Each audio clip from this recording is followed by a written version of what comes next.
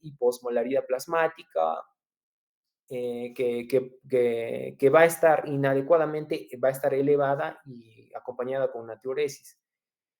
Y todo esto va a ser derivado de una alteración de la excreción renal de agua libre. Entonces, se va a definir de esta manera, por estos cuatro capítulos. Siguiente. Para lo cual tenemos que tener presente estos criterios de diagnóstico.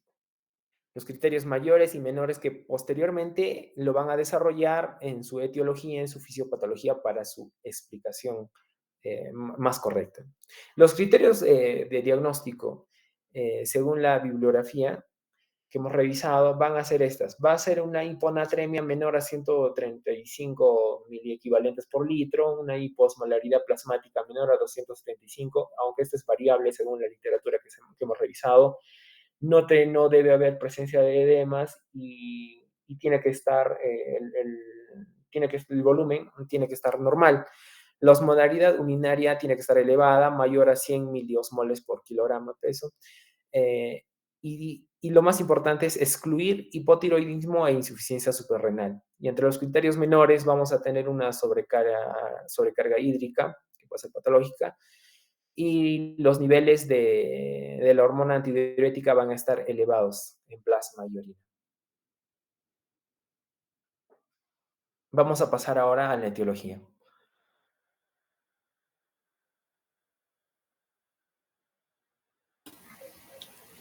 Buenas noches, doctora. Compañeros, buenas noches. Voy a continuar lo que es una segunda parte de la exposición. En este caso, viene a ser la etiología de lo que es la secreción inadecuada de hormona antidiurética. El siguiente diapositiva, por favor. A continuación voy a desarrollar, en este caso, las principales causas de liberación persistente de hormona antidiurética. Más que todo en estos pacientes se da, en este caso, criterios clínicos que van a, en este caso, destacar a nivel síndrome de secreción inapropiada de hormona antidiurética. Primeramente tenemos lo que es las alteraciones a nivel del sistema nervioso central. Aquí incluye, primeramente, los accidentes cerebrovasculares, las hemorragias, infecciones, traumatismos, psicosis, y lo que va a hacer es, como consecuencia, aumentar los niveles de hormona antidiurética. Ahora, hay un caso importante en esto, es que toda una discusión acerca sobre la alteración hidroeléctrica en lo que es pacientes con enfermedades mentales, debido a que estos pacientes se ha visto que consumen carbamazepina y esta sustancia se ha visto que también no tiene una acción antidiurética. Y por esa razón, este grupo farmacológico se ha visto que puede causar en este caso un síndrome de secreción inapropiada de hormona antidiurética. También tenemos neoplasias malignas. Las neoplasias malignas vamos a destacar primeramente, en este caso, la producción ectópica en este caso, de hormona antidiurética. Eso debido a la presencia de tumores a nivel de lo que es de los pulmones. En este caso, la que más destaca o no, con mayor frecuencia se presenta son los carcinomas de pulmón de células pequeñas, y también vamos a ver otro tipo de tumores que no son tan frecuentes. Ahora vamos a ver también otra causa importante en que es la etiología de la secreción de inapropiada de hormona antidiurética, que es las cirugías. Las cirugías, básicamente, en este caso, los procedimientos quirúrgicos se asocian más básicamente a la hipersecreción de la producción de hormona antidiurética, que básicamente es una respuesta que se va a dar, más que todo, que se va a mediar por aferentes de dolor, y además de eso, también se puede destacar aquí la presencia de hiponatremia, que es una consecuencia, ¿no?, que hemos visto de la secreción inapropiada de hormona antidiurética. Y más que todo, lo que es en la cirugía, podemos destacar primeramente los cateterismos cardíacos. También vamos a tener lo que es el síndrome de secreción inapropiada de hormona antidiurética hereditario. Aquí, más que todo, se hace referencia a lo que es la presencia de trastornos genéticos que van a provocar una antidiuresis. Y se ha visto que, más que todo, existe una mutación que afecta al gen del receptor B2, que está presente en este caso a nivel de lo que es riñones. Ahora también hemos visto que a través de estos rasgos clínicos que van a presentar los pacientes, se la denomina como síndrome nefrogénico de antidiuresis inadecuada, que está, ¿no? En este caso va a destacar lo que es la presencia de hiponatremia, que es más que todo, ¿no? La parte significativa de la etiología de lo que es la secreción inapropiada de hormona antidiurética. Siguiente diapositiva, por favor. En este cuadro tenemos más que todo ejemplos de, en este caso, principales causas de secreción inapropiada de hormona antidiurética.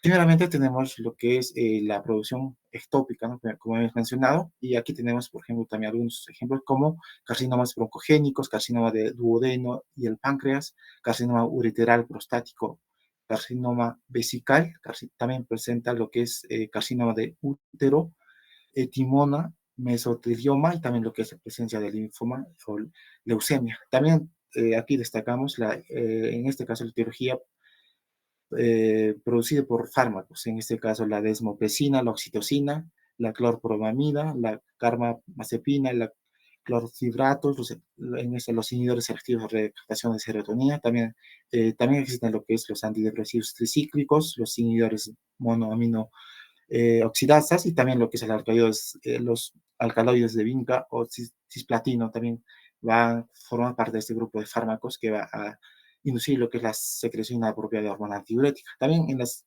alteraciones de las vías neurales también tenemos trastornos pulmonares, como en este grupo incluye lo que es las neumonías, las tuberculosis, las micosis, empiemas y también lo que es una ventilación con presión positiva. Ahora, también en este grupo se incluye lo que es trastorno del sistema nervioso central, como las infecciones, traumatismos, intervenciones quirúrgicas y hemorrágicas y también enfermedades inflamatorias. Y como habíamos dicho, también va a presentar lo que es una mutación, y más que todo aquí, lo que es en extremo, que es a nivel de los retrovedos, que se va a producir una activación de duración, en este caso va a ser crónica. También se destacan entre estas otras causas que son el SIDA, lo que es ejercicio extenuante y también lo que es una psicosis aguda. Bueno, muchas gracias. Voy a dar pase a mi siguiente compañera. Ok, gracias.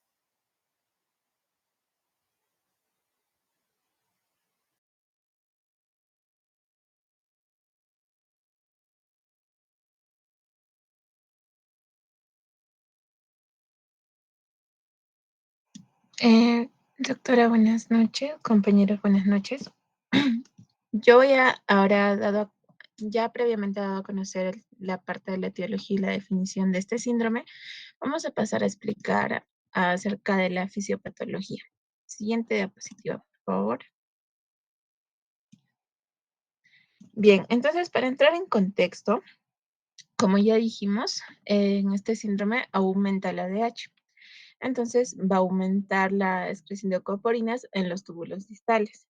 Si aumenta, esta va a aumentar la cantidad de agua que se reabsorbe a nivel distal y esto va a ocasionar que se altere también la composición de la sangre y de la orina. A nivel de la orina, como hay menos líquido, va a haber un descenso de la diuresis y va a haber un aumento de la osmolaridad, porque como hay menos agua, entonces se va a concentrar la orina y esta va a ocasionar que aumente la osmolaridad y el aumento del sodio urinario.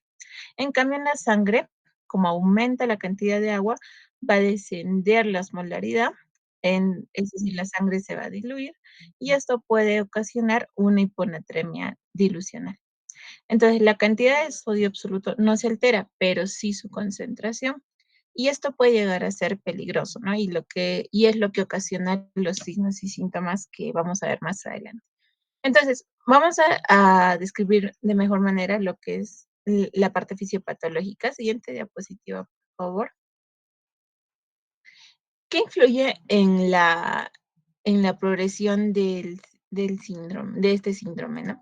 Lo que va a influir son tres aspectos. Ya se había descrito anteriormente también. La patogenia de la hiponatremia, los patrones de secreción de ADH es importante considerarlos, y los determinantes de la producción de la orina. Siguiente diapositiva, por favor. Respecto a la patogenia de la hiponatremia, es importante considerar la ecuación clásica de Edelman, en la cual, como vamos a ver, nos va a dar como resultado la concentración plasmática de sodio. esto de la suma del contenido corporal de calcio y el potasio intercambiable sobre el agua corporal. Entonces, la secreción de la hormona antidiurética, también denominada arginina vasopresina, va a dar como resultado una orina concentrada, por lo tanto, un volumen también de orina reducido. Ahora, cuanto mayor sea la ADH plasmática, más concentrada va a estar la orina. Y en la mayoría de los pacientes con síndrome de secreción inadecuada de hormona antidiurética, pues la ingestión de agua no va a suprimir adecuadamente el ADH y la orina va a seguir permaneciendo concentrada. Esto va a traer como consecuencia o va a conducir una retención de agua. Este aumento de agua reduce la concentración plasmática de sodio por dilución, como lo habíamos mencionado anteriormente. Ahora, ¿qué pasa con ello? Se va a expandir transitoriamente el volumen de líquido extracelular y por lo tanto va a desencadenar una mayor excreción urinaria de sodio, lo que va a devolver el volumen de líquido extracelular al nivel normal, pero va a reducir aún más la concentración plasmática de sodio. Entonces es por ello que se va a dar la hiponatremia. Siguiente diapositiva, por favor.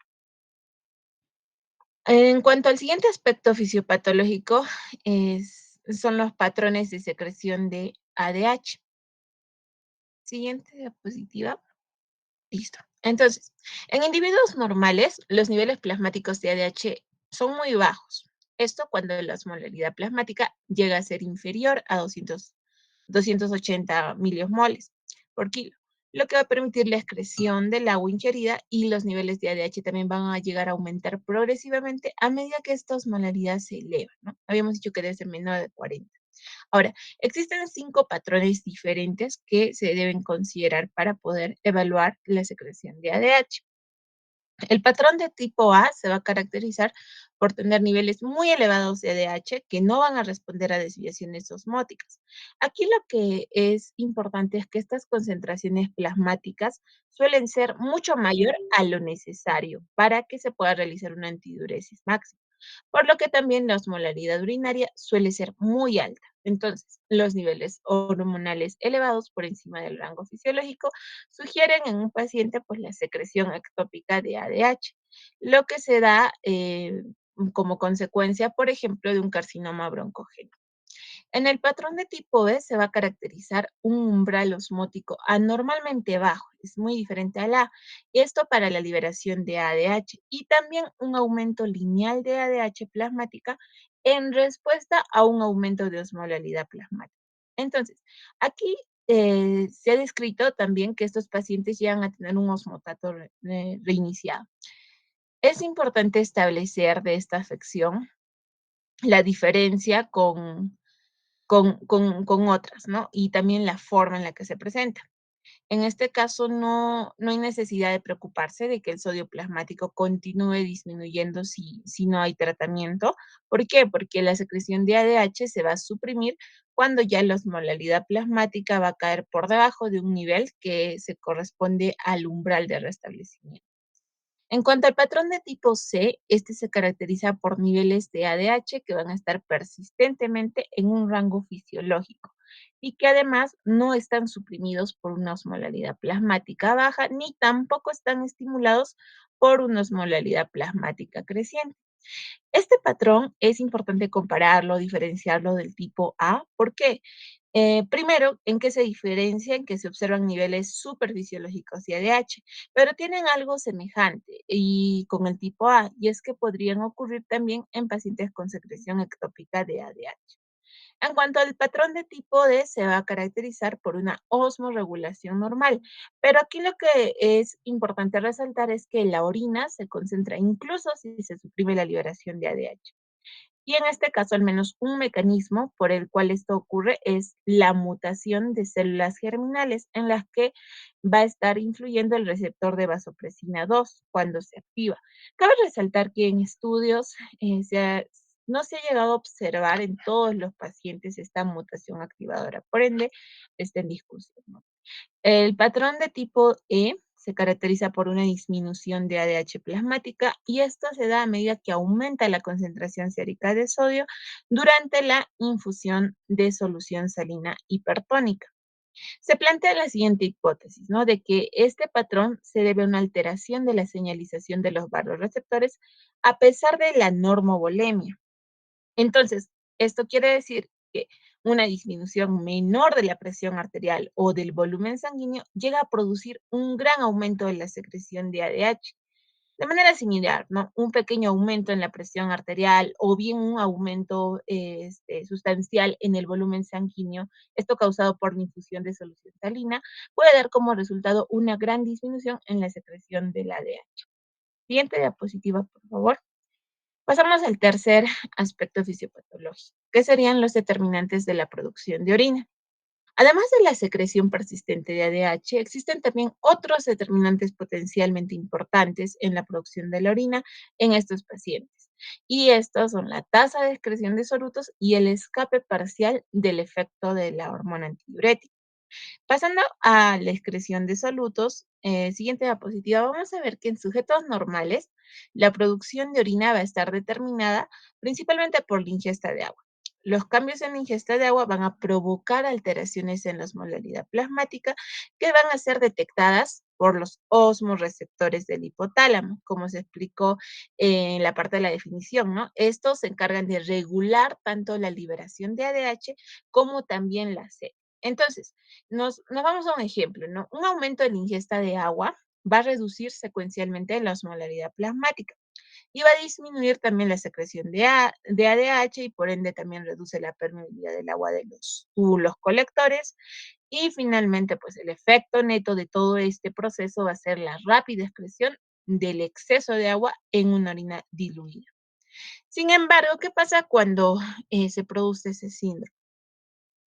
Un aumento en la ingesta de agua ya no produce un aumento en la excreción de agua. ¿Por qué? Porque la liberación de ADH es relativamente fija. Entonces aquí veamos el ejemplo. Supongamos que un paciente tiene síndrome eh, de secreción inadecuada de hormona antidiurética, ¿no? El cual es moderadamente grave. Sabemos que existen estudios que se van a descubrir posteriormente. Este es moderadamente grave con una osmolaridad urinaria que no se puede reducir por debajo de 750 milimoles por kilo, que cabe resaltar nuevamente la osmolaridad urinaria mínima normal es de 40 a 100, ¿no? En este paciente la producción de orina va a estar determinada por la tasa de excreción de solutos como el sodio, el potasio y la urea.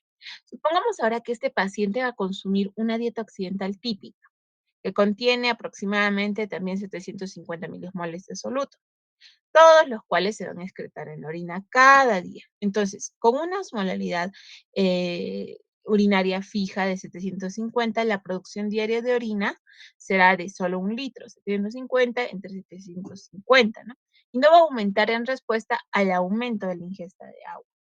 Una forma de aumentar la excreción de agua en este paciente hipotético que tiene este síndrome, ¿cuál sería? Bueno, sería prescribir una dieta rica en sal, rica en proteínas, pero también es importante restringir, ¿no? Moderadamente la ingestión de agua. Si, por ejemplo, la ingesta de solutos y por tanto la excreción de solutos aumentara a 1200, ya la producción de orina aumentaría. 1200 entre los 750 sería 1,6 litros por día. Y este aumento en la excreción de agua tendería entonces a elevar la concentración plasmática de sodio hacia un nivel normal. Siguiente diapositiva, por favor. Y finalmente hablaremos del escape del efecto de la ADH. Se han realizado estudios en animales, estudios experimentales, a los cuales o en los cuales se ha administrado ADH y agua. ¿Y qué se ha observado? Se ha observado que en una fase inicial, donde estuvo presente la retención de agua y la hiponatremia, ha proseguido a esta un escape parcial de la antidiuresis. De modo que, a pesar de los niveles persistentes altos de ADH, la osmolaridad de la orina ha disminuido. Y cuando la osmolaridad de la orina va a disminuir, entonces la excreción de agua también aumenta, igualando así la ingesta de agua y la concentración plasmática de sodio llega a un nivel estable. Y este proceso es lo que también ocurriría en los seres humanos. Entonces, este escape de la antidiuresis inducida por la ADH parece estar mediado también por una disminución de la expresión de la leucoporina 2, el canal de agua sensible a ADH en los túbulos colectores. Ahora vamos a hablar de otro aspecto importante y le voy a dar el pase a mi compañera. Muy bien, gracias. Doctora y compañeros, muy buenas tardes. Vamos a continuar ahora con la clínica del síndrome de secreción inadecuada de hormona antidiurética. La clínica va a ser predominantemente neurológica y va a implicar principalmente una disfunción del sistema nervioso central. Los síntomas pueden empezar o pueden ser sutiles y van a consistir en una alteración del estado mental con cambios de personalidad. El paciente va a presentar lo que es letargo y confusión. Y cuando la anatremia va a ser menor de 115 miliequivalentes por litro, el paciente puede presentar lo que es estupor, hiperexcitabilidad neuromuscular, hiperreflexia, convulsiones, puede llegar hasta el coma y también a la muerte. Siguiente diapositiva, por favor. En cuanto al diagnóstico, menciona, primeramente nos indica que para que se realice una correcta interpretación de los resultados del laboratorio, se va a requerir que las muestras de sangre y orina se hayan recogido simultáneamente. También se nos indica que la osmolaridad y la concentración de sodio se deben medir en una misma muestra de orina. Y si la evaluación clínica indica que el volumen del líquido extracelular no está claramente aumentado y la concentración de sodio en orina es mayor a 30 milimoles por litro, hay que excluir otras causas de hiponatremia. Siguiente diapositiva, por favor. Para el diagnóstico vamos a tener lo que son los criterios estándar que van a venir a ser en seis criterios estándar, ¿no? El primero nos indica que la osmolaridad sérica efectiva es baja. Va a tener un valor menor a 275 miliosmoles por litro. También, como segundo criterio estándar, es que el sodio en orina es típicamente menor a 30 miliequivalentes por litro en pacientes con una ingesta de sodio normal en su dieta. Esto va a ser debido a que los pacientes son típicamente eubolémicos. No hay estímulo para que se reabsorba rápidamente el sodio y este se va a proceder a excretar.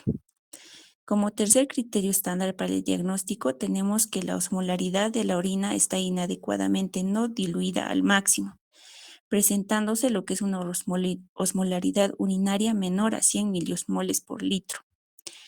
Como cuarto criterio estándar, tenemos que los pacientes no van a estar tomando diuréticos.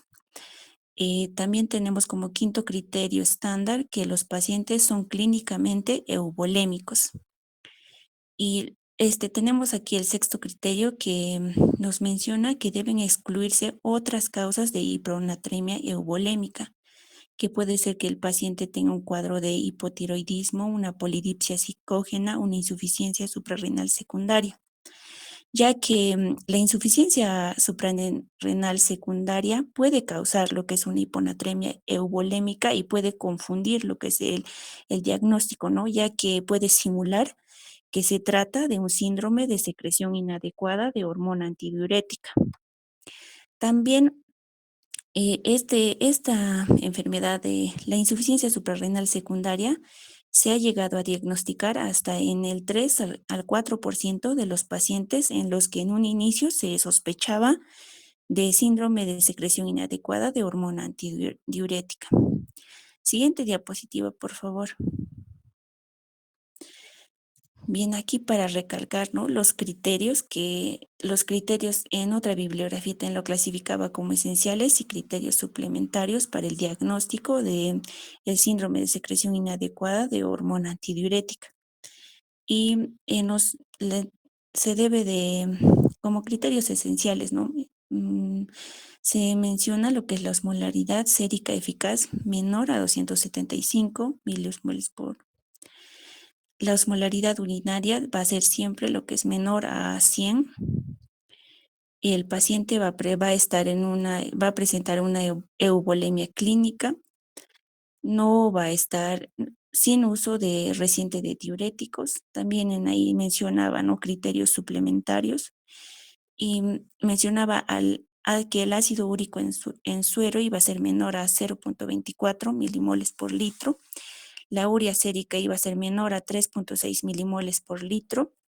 Y también se mencionaba que no se corrige la hiponatremia después de la infusión de solución salina isotónica. También consideraba la excreción fraccionada de sodio menor a 0.5%, la excreción fraccionada de urea menor a 55%, la excreción fraccionada de ácido úrico menor al 12% y la corrección de hiponatremia al restringir los líquidos. Eso sería por mi parte. Voy a dar paso a mi compañera. Muy bien. Una consulta, ¿tu cámara está mal? No, ¿o la has tenido apagada? Stephanie. No le prendió la cámara, doctora. Ah, ya, ok, ya. Continúen. Bien, doctora, compañeros, buenas noches. Ya para finalizar, vamos a hablar acerca del tratamiento. Siguiente diapositiva, por favor. El tratamiento de lo que es de este síndrome básicamente van a ser dos, lo que es la restricción hídrica y manejar lo que es la hiponatremia. Como bien sabemos, en esta patología pues va a haber, ¿no?, una hiponatremia y el tratamiento, bueno, vamos a enfocarlo en lo que es la hiponatremia y esto va a depender principalmente de lo que, o sea, qué es lo que va a causar la hiponatremia y el nivel de hiponatremia donde ha podido alcanzar y la gravedad, ¿no?, de los síntomas y signos que puede producir esta hiponatremia. Como bien sabemos, dentro de la etiología de lo que es esta patología, pues va a haber una secreción ectópica, ¿no?, de esta hormona y que esto va a deberse, nos decía, ¿no?, en las patologías intracraneales. Por ejemplo, cuando el CIJAT es secundario, ¿no?, esta patología nos dice que en la mayoría de los casos la hiponatremia viene a ser transitoria y desaparece en los días. Y también dentro de la otra etiología que tenemos que va a producir de manera ectópica lo que es el CIJAT, pues va a ser lo que es la hormona, va a ser, vamos a tener patologías pulmonares, ¿no?, que no son tan severas, pero que pueden ocasionar una secreción inadecuada de esta hormona. Entonces aquí tenemos la neumonía, la tuberculosis o el absceso también pulmonar. Entonces en este caso, de igual manera, ¿no?, cuando se da el tratamiento específico para estas patologías, viene a la hiponatremia va a desaparecer, ¿no? Y también tenemos lo que son los tumores, ¿no? En el caso de pacientes que están recibiendo lo que es una terapia antineoplásica, porque también una de las causas viene a ser lo que es un carcinoma pulmonar de células pequeñas, ¿no?, que también puede producir esto. Entonces, al recibir lo que es la terapia antineoplásica, entonces esta se la considera curativa, nos decía, ¿no? Siguiente diapositiva, por favor. Ya en los pacientes con pacientes crónicos, nos dice que cuando ya tenemos una natremia menor a 115 miliequivalentes por litro, va a haber síntomas neurológicos graves, ¿no?, como por ejemplo lo que es la desorientación, convulsiones, y también va a haber una disminución a nivel de la conciencia. En estos casos, nos decía, ¿no?, la bibliografía que hemos revisado, que esto es considerado una urgencia médica y que debe ser tratada con lo que es una infusión intravenosa de suero salino hipertónico al 3%, ¿no? Eso por un lado. Y por otro lado también tenemos pacientes con hiponatremia discreta o moderada. En este caso, el tratamiento viene a ser lo que es la restricción, ¿no?, de líquidos, la ingesta de líquidos a un máximo de 800 a 1000 litros por día. Ahora, en pacientes con SIHAT crónico, en este caso, lo que se debería de hacer, bueno, el tratamiento en este caso es farmacológico, pero nos decía que no hay un medicamento que, bueno, sea útil para poder, poder inhibir, ¿no?, la secreción de la ADH hipotalámica, pero se va a usar, ¿no?, fármacos que van a alterar lo que es la acción de esta hormona a nivel renal, ¿no? Y aquí el fármaco que casi en todas las bibliografías mencionaba era el demecloxiclina, el cual nos dice que se debería de administrar por vía oral en una dosis, ¿no?, de 600 a 1200 miligramos por día. Bueno, eso sería todo, doctora y compañeros. Muchas gracias con respecto al tratamiento. Muy bien, gracias por la exposición. De todas maneras, les agradezco que hayan mandado las diapositivas antes para darles una revisada. No les pude hacer la retroalimentación para ver si había algo más. Así que bueno, lo preguntaremos ahora. Mm, Stephanie, me parece que te equivocaste un poquito en decir, o por lo menos cuando lo mencionaste, cuáles son los criterios diagnósticos. No sé si los puedes volver a repetir, porque en tu diapositiva decía menor, pero te escuché decir algo de mayor por ahí, en lo que es osmolaridad plasmática.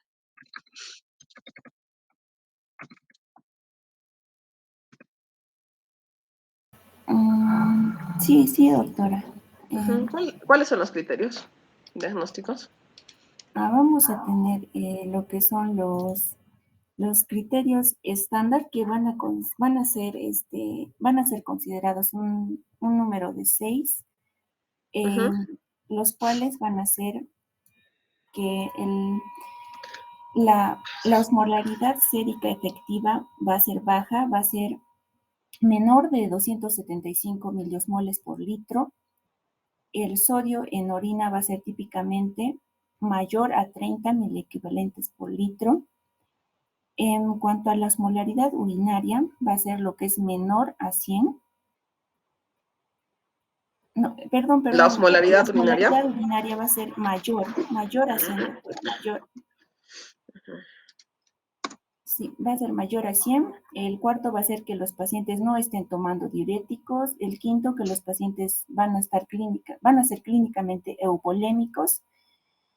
Y el sexto es que deben excluirse otras causas de hiponatremia eubolémica, entre los cuales mencionaba principalmente a la insuficiencia suprarrenal secundaria, que puede confundir el diagnóstico. Ya, ok. Muy bien. En cuanto al tratamiento, ¿han leído algo sobre lo que son los antagonistas del receptor de vasopresina? Mm, Para cualquiera de los 5. ¿Esmeralda? Sí. no, no, doctora. Ya. Claro, básicamente el tratamiento, como has mencionado, tiene que ser la restricción hídrica, la reposición de sodio si es que es muy grave. Pero en algunos casos, y aunque no tenemos la medicación en nuestro medio, también existen fármacos que son antagonistas del receptor de vasopresina, ¿ya? Baftanes, como el conibaftán o el tolbaftán, ¿ya?, que teóricamente nos podrían ayudar también. Y una última pregunta para los 5. ¿Cómo preparan el suero hipertónico, que se supone que es el tratamiento para la hiponatremia con síntomas, la hiponatremia grave? Porque no viene en botella, o sea, no es que ustedes vayan a decirle a la licenciada que les dé o les dé una infusión de suero al 3%. Cualquiera de los 5 puede dar la respuesta.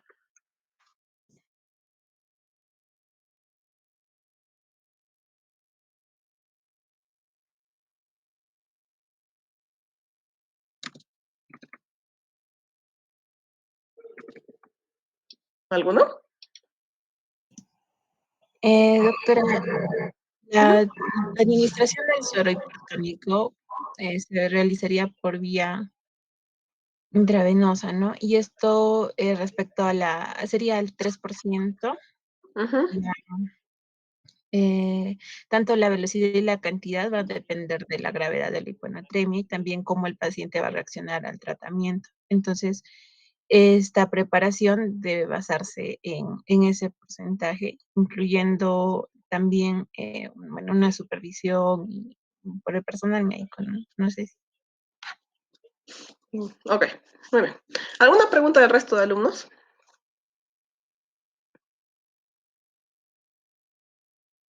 ¿Alguien? Nada, ¿no? Muy bien, con eso terminamos la exposición del día de hoy. Si no hubiera ninguna otra duda, nos estamos viendo de nuevo el día viernes. Todavía estamos haciendo todo por virtual. Me parece que todo lo de la huelga continúa. Así que vamos a seguir avanzando así por este medio, ¿no? El día viernes haremos la teórica de lo que es hiperprolactinemia y acromegalia. Y ya la siguiente semana continuamos con nuestros temas, ¿ya? Muy bien, eso sería todo. Chicos, buenas noches. Nos vemos el día viernes, ¿ya?